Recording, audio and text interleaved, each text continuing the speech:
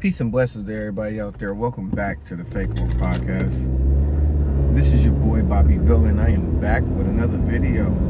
I'm here to talk about the possible sanctions that the U.S. will be placing on Uganda if they don't repeal their anti-gay laws that just been implemented. According to the laws, you will now receive the death penalty if you have sex with a minor, same sex with a minor or a child. You will now be charged with the death penalty if you have sex with somebody who, if you have sex with somebody and not disclose that you have HIV, or if you have sex with anybody in general while having HIV, you will face the death penalty in Uganda.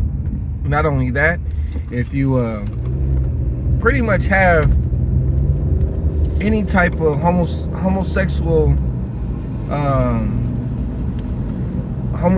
intercourse or relations with disabled children, are being what's the word I'm looking for? Infected with the HIV, you are facing the death penalty in Uganda, and I think it's a couple more things up under that bill. But Biden wants them to repeal the bill. He's like, I'm gonna place sanctions on Uganda if you guys don't repeal these anti-LGBT laws.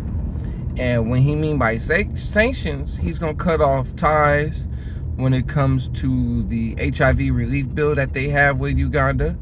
And it's another relief bill that is for sub-Saharan African countries, a select few, that gives them relief, economic relief, you know.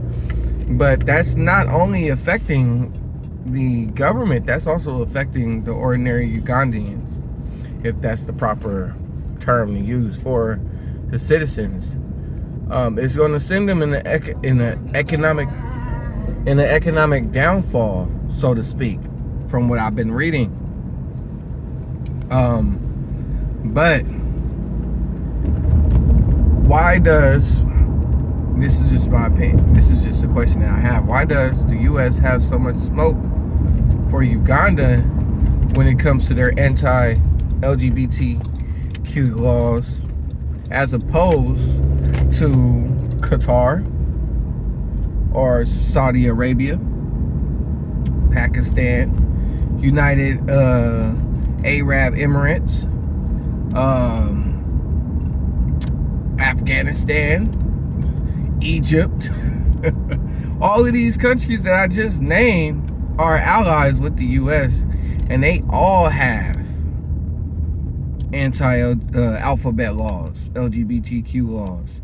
So why just Uganda? Why are you picking on Uganda? Why are you targeting Uganda? What is the purpose of doing this? And I've been racking my brain. For the most part, all of those countries that I mentioned aren't necessarily, one, connected to Africa, and two, they're not black. Not only that, I think it has a lot to do, and this is just theory, I think it has a lot to do with the fact that Uganda has discovered gold deposits up to $12 trillion within their country. They just discovered more gold. So it could be the fact that the U.S. want to get their hands on that gold. That could be a major player in the decision to sanction, or to decide to try to sanction Uganda. But my thing is, I could have sworn last month while reading up on BRICS, I could have sworn that, if I'm not mistaken, Uganda was one of the countries that were going to branch off from Western civilization and join BRICS. Be one of those, I think it was like 50 African countries or like 30 African countries or something like that was going to join BRICS and strengthen that coalition that they have. If you don't know who BRICS is, that is Brazil, India, China, Russia, and South Africa. So that's why I'm just like, yeah, why are you trying to pick on Uganda? And if Uganda do separate themselves, it doesn't really matter, because they could go to BRICS and they could just, you know, they could receive relief from them. The U.S. is not the economic power that they used to be. They don't have the stranglehold over countries that they used to, you know. And I don't understand why they always end up being the morality police, if you ask me.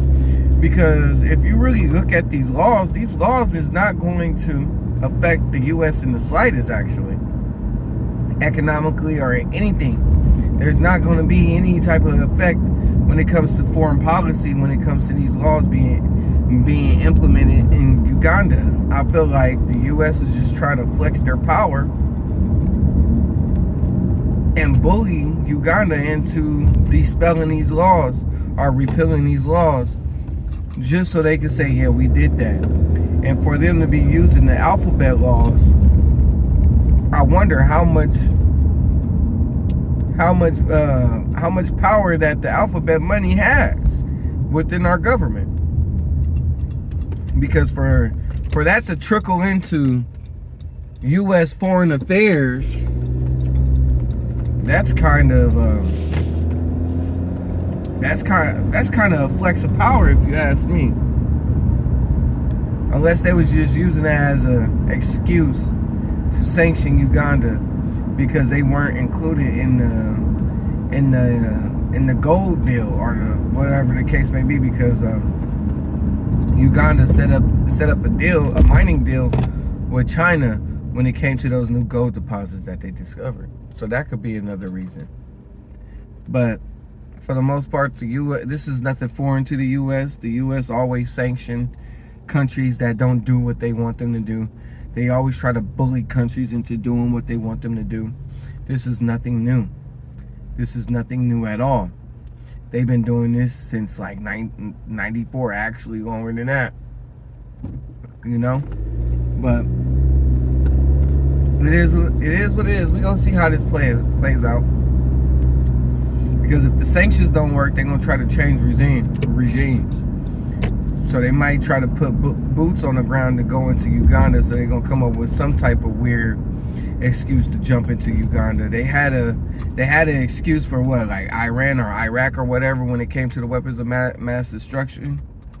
You know, so they had a excuse to infiltrate that country. I wonder what their excuse is going to be for them to infiltrate Uganda, if it comes down to that. Because I know for a fact they want that gold. I know for a fact they want that gold. So it's interesting to see how this is going to play out. But besides that, this is the Fake Woke Podcast. Thank you for tapping in. Make sure you like, subscribe, and you share my content. Truly appreciate the love and support. Thank you. I'm out.